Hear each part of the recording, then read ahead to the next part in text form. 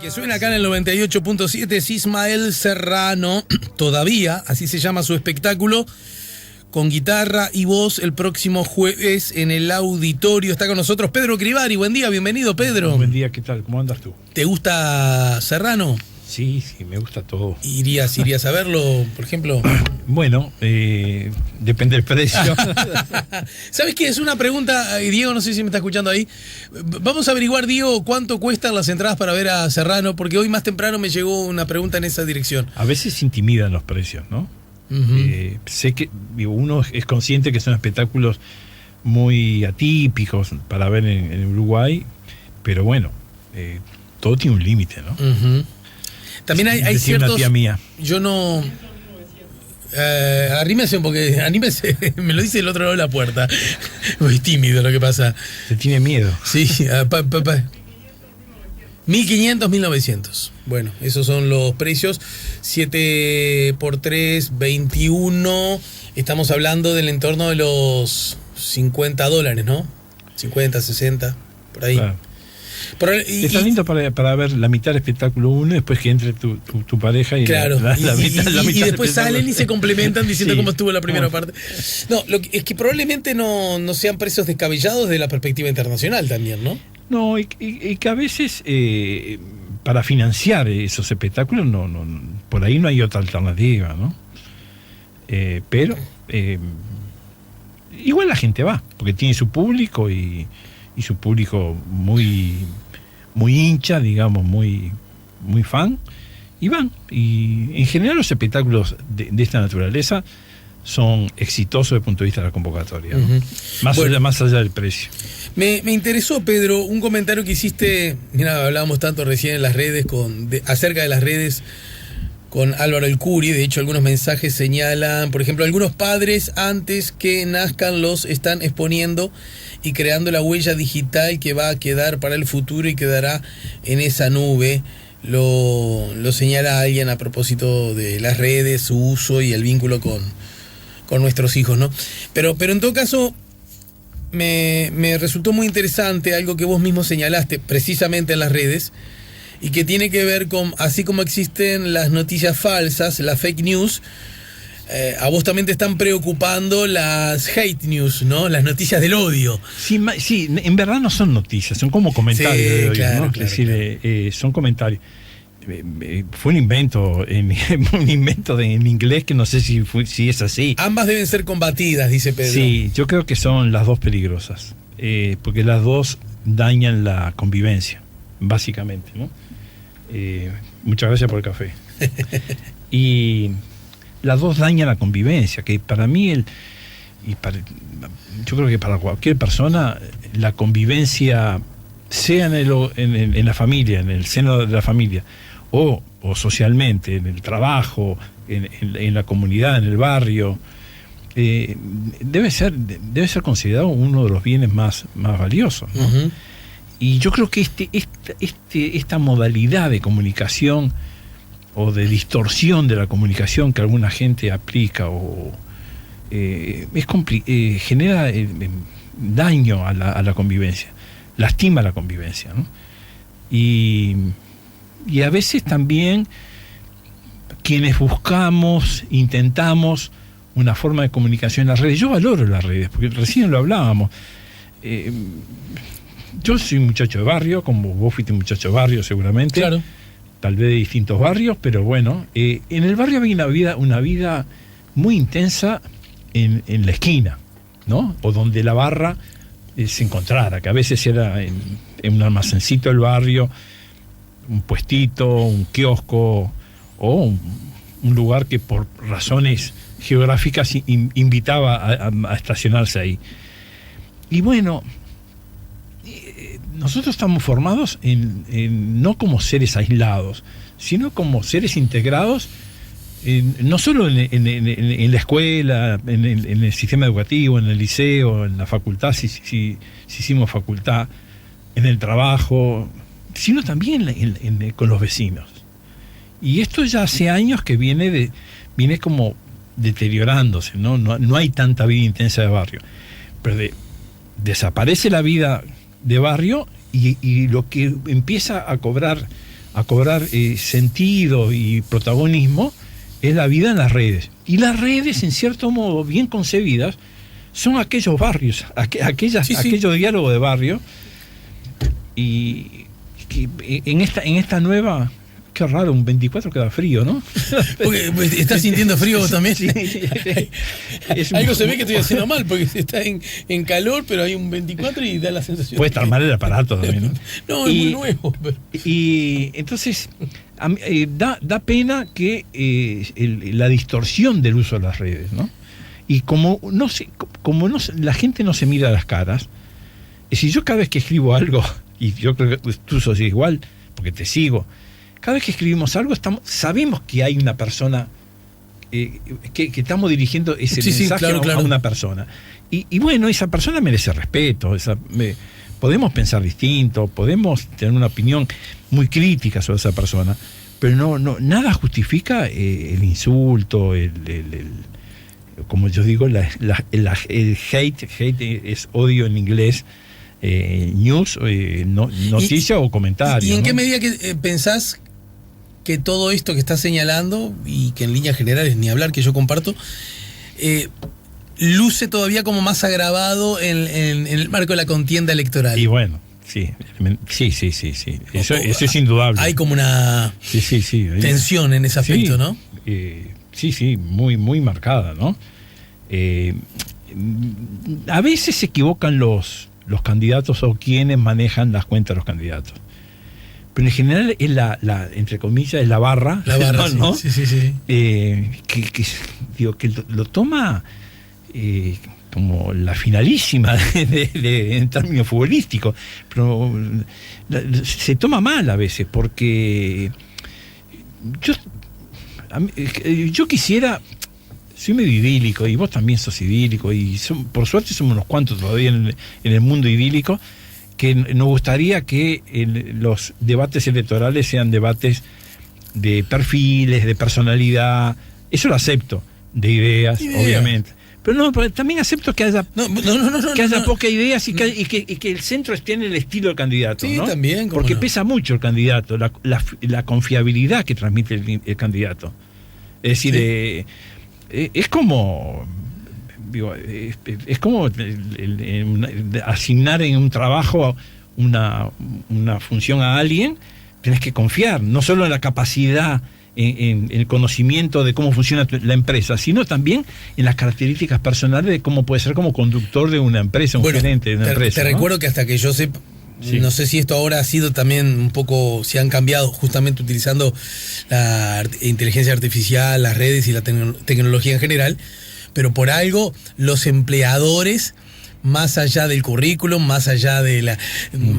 Hay un momento que se juntan con la persona y hablan con la persona. Es decir, ya saben todo de la persona, ya saben lo que estudió, lo que conoce, pero aún así hay una especie de, bueno, a ver... Claro. ¿Por qué quiere venir acá? Usted ¿no? El famoso, porque esa instancia transmite cosas. Y en política, ten en cuenta que en política, en contiendas electorales, el carisma del candidato es muy importante. Ajá. Es decir... ¿Pero por qué estamos hablando de esto? Por las ideas. Digo, el peso de las ideas. Yo quisiera que el 100% fuera ideas. Por eso escribí por ahí mi desacuerdo con el transformar en ley los debates televisivos. Sí. Porque yo te conozco, Alejandro, vos sos un brillante polemista, pero por ahí hay Anchorena tiene mejores ideas que vos y no es tan brillante polemista como vos. Claro. Entonces, porque vos le ganás la discusión a... No, yo tengo mucho... Yo tengo mucho reconocimiento y la verdad que desde muchas perspectivas del paradigma, llamémosle así, ideológico de Fernando Amado, por ejemplo, ¿no? Uh-huh. Porque es un... Yo me siento muy cerca del vallismo, por decirlo así, ¿no? Entonces a Fernando Amado lo veo muy cercano de lo que es el vallismo, del rol histórico y del rol que está llamado. Entonces a mí me parece bien, incluso creo que la historia se encargará de poner las cosas en su lugar. Me parece que en un partido que definitivamente en el último tramo con el liderazgo de Pedro Bordaberry era notorio que se había vaciado de vallismo, ¿no? De ese vallismo, el que hoy podríamos asimilar a la socialdemocracia, ¿no? Uh-huh. No estoy adjetivando, simplemente estoy haciendo observaciones. Y Y sin embargo... No diga vaciando, vamos a decir debilitándose en forma extrema. No, pero... No, para no generar bien, pero anticuerpos. Pero no era ni siquiera en esa dirección, Sí, es decir, sí. es como, bueno, si yo creo que el Estado está llamado a jugar ciertos roles y yo creo Sí. que está jugando, bueno, es una cosa o la otra, ¿no? Sí, sí, Me digo sí, que claro. no hay mucha... pero además lo digo satisfecho de que existan esas opciones, a diferencia de otros, probablemente amigos tuyos y amigos míos también, que quisieran que toda la barra fuera como el pensamiento. Y yo no, yo celebro que haya el otro pensamiento. Lo que sí pido,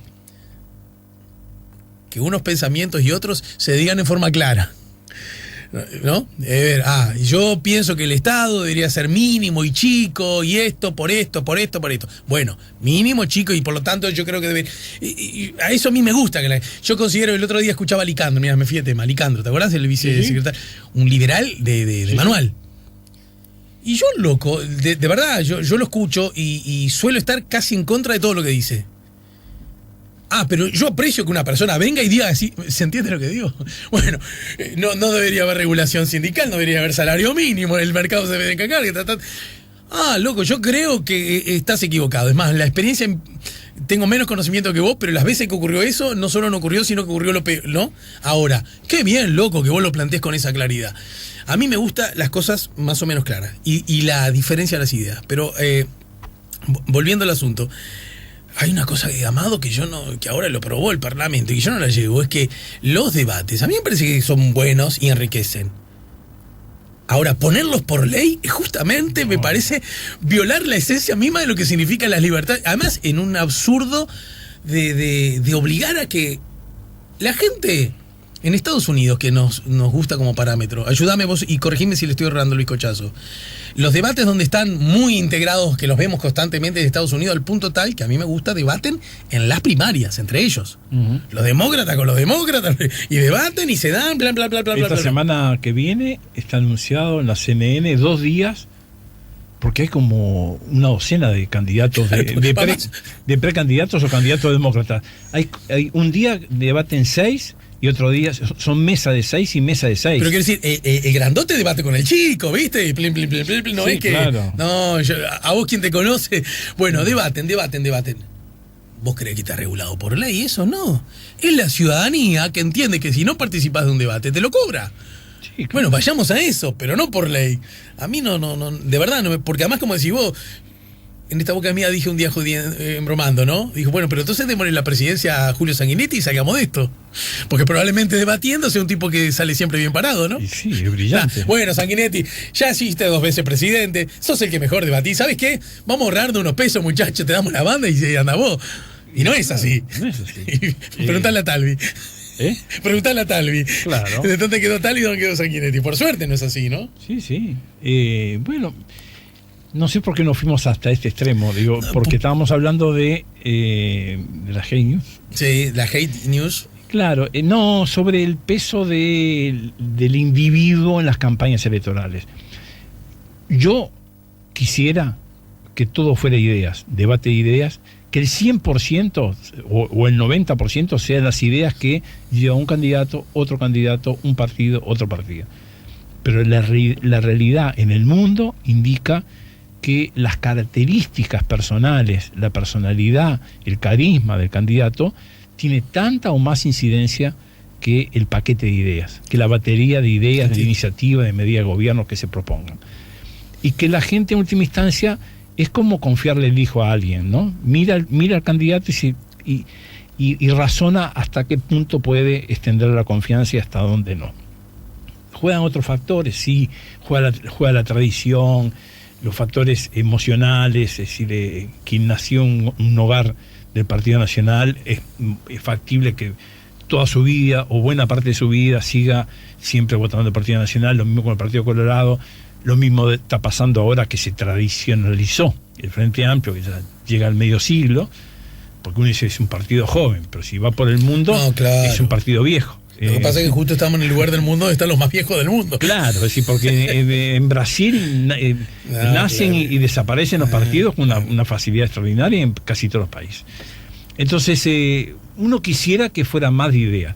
Ahora, puede ser de personalidad, de características personales, pero sin caer en el insulto, en la descalificación total. Mañana lo vas a ver. Hoy de noche, aparentemente, Fernando Amado, pusiste el ejemplo de Amado, el grupo UNIR de Amado, en un régimen, va a tomar una decisión. En el régimen de asamblea va a tomar una decisión respecto a si genera una suerte de alianza electoral con el Frente Amplio o no.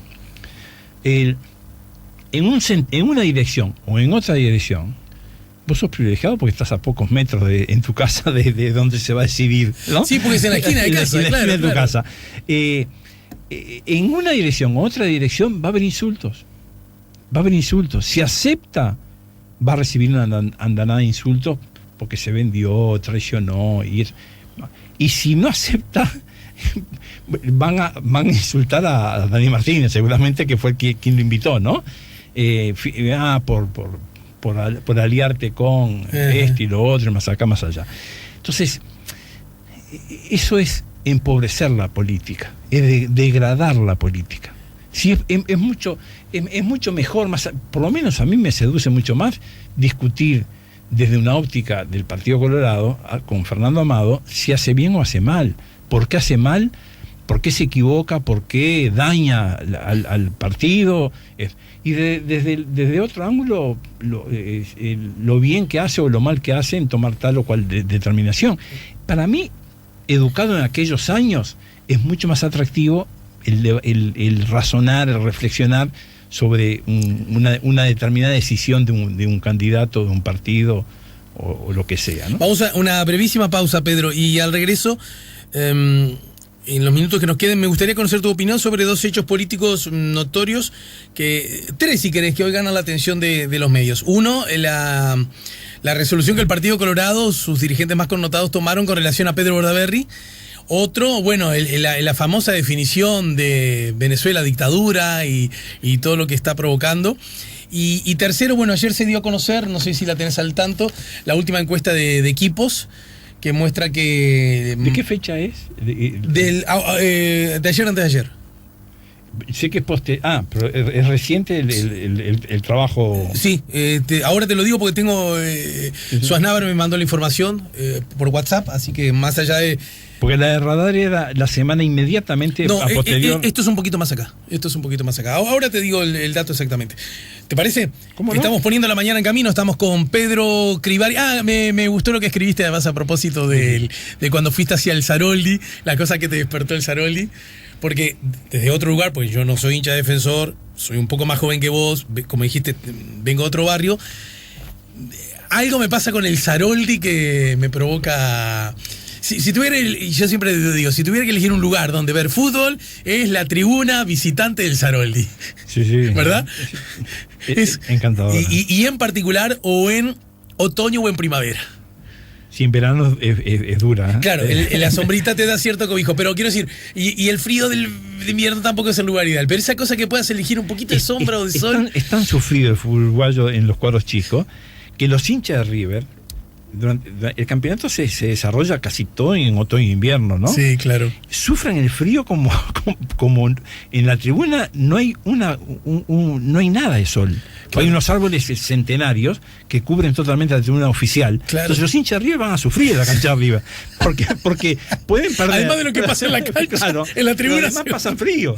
Estamos poniendo la mañana en camino. Uy, cómo pasa el tiempo a tu lado, Crivari. Bueno, ya estamos en el último tramo de la mañana en camino. En todo caso, nos queda pendiente, lo que te decía, mirá, todos los diarios, sin excepción, cito, qué sé yo, El Observador, no te vistas, es el título. El candidato colorado Ernesto Talvi vio amenazados los votos de centro si se concretaba la intención de Pedro Bordaberry de liderar una lista al Senado y le bajó el pulgar, lo que llevó al actual senador a respetar su decisión inicial de irse para la casa al finalizar la actual legislatura. También ha habido un tuit de Julio Sanguinetti, muy elocuente, muy claro, a propósito de que no era conveniente. ¿Algún comentario al respecto? Y cualquiera de los dos temas que me planteaste, tanto el del Partido Colorado como el del Frente Amplio, están directamente asociados a las expectativas electorales. Entonces,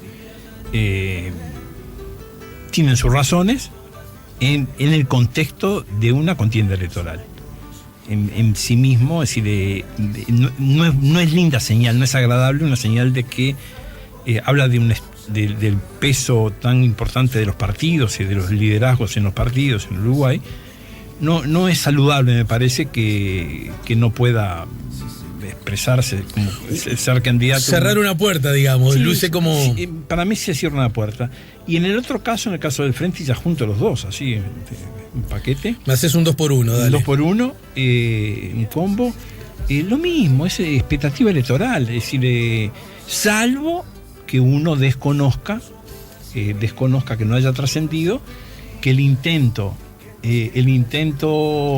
de los gobiernos de México y Uruguay y de alguna otra gestión internacional para dejar una puerta abierta a Maduro, para que convoque elecciones cuanto antes, ¿no? Y como salida a la crisis venezolana se haya cerrado totalmente. Pero tengo entendido que Enrique Iglesias, que representa esa gestión en cierto modo, sigue negociando. Te recuerdo que en realidad es Uruguay y a esta altura con la Unión Europea. Con la Unión Europea. Se sigue negociando, entonces el calificar de dictadura o no, para mí está muy asociado a el temor a perder votos del centro, que es la gran área en disputa que hay en estas elecciones, ¿no? Uh-huh. Al aparecer Talvi con cierta imagen renovadora de partido, etcétera, ¿no? Entonces, yo sigo diciendo lo mismo de siempre. Hay aquellos países donde no funciona con distintos niveles de gravedad, la separación de poderes del Estado. Esa es la clave. Es decir, me parece que hay niveles. Uruguay, ¿por qué Uruguay sobresale en el mundo? Gobierne un partido, gobierne otro. ¿Por qué somos considerados una de las pocas democracias más completas del mundo? Porque funciona con problemas, pero hay un funcionamiento y un respeto de la división de los poderes del Estado. No hay un poder ejecutivo que avance sobre el poder judicial, lo pisotee, ¿no? Lo avasalle. Cuando eso ocurre, y no ocurre solo en Venezuela, ocurre en varios países del continente, con gobiernos de distintos signos, estamos en problemas. Sí, señor. Entonces, cuando estamos en problemas, ¿qué es lo que hay que hacer? Aquellos que tienen menos problemas que los que tienen problemas. ¿Vale? Perfecto. Es decir, tratar de contribuir a buscar una salida que vuelva a restaurar un funcionamiento de la democracia lo más plena posible. Sabiendo que países como, cito Honduras, cito Venezuela, es decir, hay varios países. Y hay países donde ocurren cosas espantosas, ¿no? Como pasa en Colombia con los asesinatos indiscriminados a líderes de oposición. Lo que pasó en su momento en México, o lo que sigue pasando en México, que hasta hace pocas semanas yo había contabilizado prácticamente un periodista por mes asesinado por desarrollar la labor periodística. Entonces, ¿es atribuible al gobierno de López Obrador? No, visiblemente no. ¿Es atribuible a los anteriores? Es atribuible a un sistema que se fue degradando en México en cuanto a poco respeto a los periodistas. Y bueno, nosotros que estamos en una posición sólida, tenemos que ayudar, denunciando aquellos atropellos, pero siempre buscando una salida superadora de los problemas. Y para terminar, y bueno, ya que hablabas de estas lógicas, de estas decisiones con lógica electoral, o por lo menos fuertemente influenciada por el calendario electoral, te cuento que ayer Equipos Consultores dio a conocer su última encuesta, y respondo a una de tus preguntas. El trabajo de campo se realizó entre el 16 y el 22 de julio. Uh-huh. Recordemos, las elecciones fueron el día 30, es decir, empezó a trabajarse más de 15 días después, ¿sí? Si las elecciones presidenciales y parlamentarias fueran hoy, el Frente Amplio recibiría el 30% de los votos, el Partido Nacional recibiría el 26%, el Partido Colorado 15%, el Cabildo Abierto 6%, el Partido Independiente, Unidad Popular y el PERI 1%, 4% votaría en blanco o anulado, 16% se manifiesta indeciso. El Partido de la Gente en esta medición no logrará alcanzar el 1% de las preferencias. Y un dato que es obvio, pero me parece que igual habría que subrayarlo, es que por primera vez se hace esta encuesta con nombres, ¿no? Claro. Es decir, Conociendo es los candidatos. Daniel Martínez, es Luis Lacalle Pou, es Ernesto Talvi, es Manini Ríos, es Pablo Mieres, es Gonzalo Abella, es César Vega, etcétera. Bueno, sigue existiendo un escenario que por lo menos permite avisorar una cuestión clave. El Parlamento no va a haber mayorías de partido alguno. Uh-huh. Eso daría la sensación de que es casi cosa juzgada, tiene que ocurrir en 90 días, en 3 meses tienen que ocurrir episodios muy excepcionales que cambien esa perspectiva, ¿no? Eso va a obligar a un trabajo político de búsqueda de alianzas, de consensos a nivel parlamentario, lo cual no es ni malo ni bueno.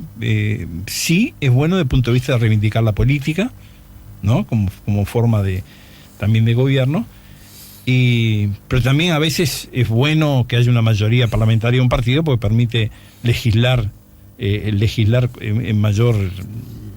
con mayor facilidad. Uh-huh. Con el riesgo de que la facilidad a veces es peligrosa, ¿no? Es decir, porque no escucho al que piensa distinto a mí, ¿no? Entonces, esa es la primera conclusión. La otra conclusión es que parece ser que inevitablemente va a haber balotaje, y en el balotaje Daniel Martínez está como seguro, pese a la pérdida de apoyo, porque por ahí leí que hay una comparación con las encuestas del 2014. Sí, 5 años después. 5 años antes, perdón. Pero da la sensación de que Frente Amplio va a ser Daniel Martínez va a ser uno de los contendientes en noviembre en el balotaje por la presidencia. Y de acuerdo al estudio de equipos, sigue teniendo una ventaja apreciable Lacalle Pou respecto a Talvi, ¿no? Claro, sobre el tema me parece algo muy interesante decir es que con relación a la foto de un mes atrás, hay una caída, yo diría algo subrayada, de el Partido Nacional, ahora encabezado por Lacalle Pou. ¿Se entiende? Sí. Marcaba una preferencia del 33 y está ahora en 26. Mientras Talvi, el Partido Colorado, de 12 pasa a 15, y Cabildo Abierto de 3, estamos hablando un mes atrás, pasa a 6. ¿Y el Frente Amplio? El Frente Amplio es quien crece un puntito apenas. De 29 a 30. De 29 a 30. Pero el otro asunto al que vos señalabas, que me parece que también hay que prestarle mucha atención, y en particular el Partido Gobierno, tiene que ver con que 5 años atrás, exactamente 5 años atrás, la candidatura de Tabaré Vázquez tenía la intención de voto del 42%, o sea, 12% más. 12% más. Los indecisos estaban en 14, ahora están en 16. Tampoco parece que por ahí esté la gran variante, porque no es que esos indecisos, esos que no votan en el Frente Amplio son todos indecisos. Y obviamente se han repartido. ¿Y dónde se han repartido? En el Partido Nacional casi no, porque tenía 27 5 años atrás, ahora tiene 26. Estamos ahí. El Partido Colorado, curiosamente, tampoco tanto. Tenía 13. Estaba peor, pero ahora tiene 15. Tampoco es un gran salto. ¿Se entiende? Hay una barra de personas que dice: yo estoy caliente con el Frente Amplio, no quiero votar al Frente Amplio, y ni loco voto a los otros, ¿no? Más sí, te voto anulado, o en blanco, o lo que sea. Parece haber una señal en ese sentido, porque no es el que se manifiesta indeciso, que todavía lo está pensando. Y después lo que sí ha crecido ostensiblemente es el rubro, según equipos, otros partidos, que 5 años atrás estaban en el 2% y ahora está en el 9%. Fuertemente alimentado ese 9% por Cabildo Abierto. Claro, ¿no? pero acá puede ocurrir también que se esté verificando un corrimiento de intención de voto o de simpatía. Creo que esta es una encuesta de simpatía más que de intención de voto. No, esta es una encuesta de intención de voto. Bueno, si, lo que se debe estar verificando entonces es un corrimiento. Si las elecciones presidenciales y parlamentarias fueran hoy, esa es la pregunta. ¿A quién votaría? Perfecto. Entonces, para mí es factible que se esté dando un corrimiento de votos del Partido Colorado y tal vez alguno del Partido Nacional hacia Cabildo Abierto, y un corrimiento de votos de parte del centro del Frente Amplio hacia el Partido Colorado, que sería el que estaría capitalizando cierto crecimiento, ¿no? Uh-huh. Y sería el único que estaría capitalizando hoy por hoy el descontento de votantes del Frente Amplio hacia el gobierno del Frente Amplio, ¿no? Por otro lado, el hecho de que siga existiendo un 12, un 14, no sé, ¿Indecisos? De indecisos. De los llamados indecisos, sí, 16. Es muy importante, no sé si el estudio lo incluye, porque ellos saben, Joan Navarro y sus colaboradores saben, indecisos, esos indecisos, ¿qué votaron en la anterior elección? Claro, ¿no? y hay todo tipo de indecisos, ¿no? Claro. En realidad creo que es Botinelli el que dice que la expresión indeciso se usa, pero es incorrecta. Es incorrecta. En algún modo. Ahí hay cuando hablamos de 14%, estamos hablando de cerca de 300.000 votos, ¿no? Es decir, como margen, claro. Margen de error. Como margen de error chico, ¿no? Que puede definir en un sentido o en otro la elección. Por otro lado, la campaña en sí está arrancando ahora. Sí, claro. ¿No? Es decir, inclusive se ven pocos actos en el interior todavía, es decir, todavía las giras por todo el país, y yo creo que en el caso del Frente Amplio, específicamente en el MPP, en lo que es Mujica y el entorno de Mujica, hay cierta expectativa de recuperar votos en el interior que estarían hoy inclinándose a votar a Manini Ríos, ¿no? A Cabildo Abierto, ¿no? Da la sensación, por una serie de comentarios que curioso, ¿no? Que el voto está entre Manini Ríos y Mujica. Bueno, pero en Brasil, ¿qué pasó? En Brasil ganó. Bueno, pero yo sé que lo estás. Sí. Pero luce como curioso, ¿no? Claro. Pero pará, no te conté a vos y terminamos. Cuando voy a Río. ¿Y qué pasa? Estuve en Italia. Es decir, los votos de quienes están gobernando Italia ahora son votos que es una, digamos, una filosofía de derecha, y en algunos casos de derecha muy pronunciada, ¿no? Muchos votos que provienen por el tema de la inmigración, básicamente, provienen de los viejos partidos de izquierda, ¿no? Estuve en Río en el marco de la Copa América. Este cuento no te lo hice, me subo a un. Tenemos como. Pero sos un periodista viajero. ¿Viste vos? Me he transformado. Subimos con Mincho a un Uber, y en el momento que subimos, un padre y un hijo que estaban en el mismo hotel que nosotros, medio como que iban también al mismo lugar que queríamos ir nosotros, que en realidad era una estación para tomarnos un metro, ¿sí? Y les digo, vengan, suban, ¿no? Si vamos por el mismo lado, súbanse. Hola, bueno, Uruguay, no sé qué, no sé cuánto. El taximetrista reconoce que somos de Uruguay porque jugaba ese día o al otro día por la Copa América. Y hace este comentario, el taxista no, el señor que conducía el Uber, ¿de acuerdo? Sí. Hace el siguiente comentario: Mujica, el presidente Mujica, qué buen presidente ese, ¿no? ¿Ustedes qué opinan? Y yo opino lo que realmente pienso, pero además en particular cuando uno tiene que ser respetuoso, personas que no conoce. A mí me parece que como todo presidente, algunas cosas buenas y otras no tanto. Es la historia de la humanidad, ¿o no? Sí, ¿no? Bien diplomático. Que además lo pienso. Sí, pero bueno, igual servía. Entonces, hay algunas cosas buenas y otras no tanto, ¿no? Ah, sí, con Mujica. Y yo, ingenuo, le pregunto, ¿y cómo ven la cosa acá con Bolsonaro? ¿No? Siempre preguntó, y ya que sacó el tema al hombre, me dice, bueno, con complicaciones, pero al hombre le va a ir bien porque es un buen presidente. Entonces yo digo, votaste a Bolsonaro, ¿no? Sí, yo creo, además en particular para trabajadores como nosotros, algo así, ¿no? Entonces, este hombre está fascinado con Mujica, claro, y votó a Bolsonaro. Sí. Entonces en Uruguay es posible que alguien que votó en las internas o que tenga cierta intención de votar a Manini Ríos vote a José Mujica para las elecciones. Es probable, porque además la estrategia de MPP es seguramente una gira una presencia de Mujica más en el interior que en Montevideo. Permítame decirle, la campaña, sí. Pedro Crivari, que a mí me luce, yo sé que es probable, igual me luce algo curioso, ¿no? Ah, no, qué curioso, curioso. Pero Pedro. la política tiene sus curiosidades. Claro. Además, como dice otra vez, cito, mira vos a Factum Botinelli, ¿no? A Factum iba a decir. Dice Oscar Botinelli que las razones del voto son múltiples y muchas desconocidas. Las razones por las cuales una persona decide votar a algo o a alguien. Es una mezcla de muchas cosas. No es lineal. Pero eso es aplicable, me parece, a aquel núcleo de la población que decide las elecciones. Que es el único núcleo que no va más allá, para mí, entre el 10 y el 20%, que puede mover su voto. Entiendo. En un país como el nuestro, con partidos tan firmes, ¿no? Tan consolidados. Porque uno dice, la calle tiene el 26%, bueno, pero hay que mantener durante décadas entre una cuarta y una tercera parte del electorado.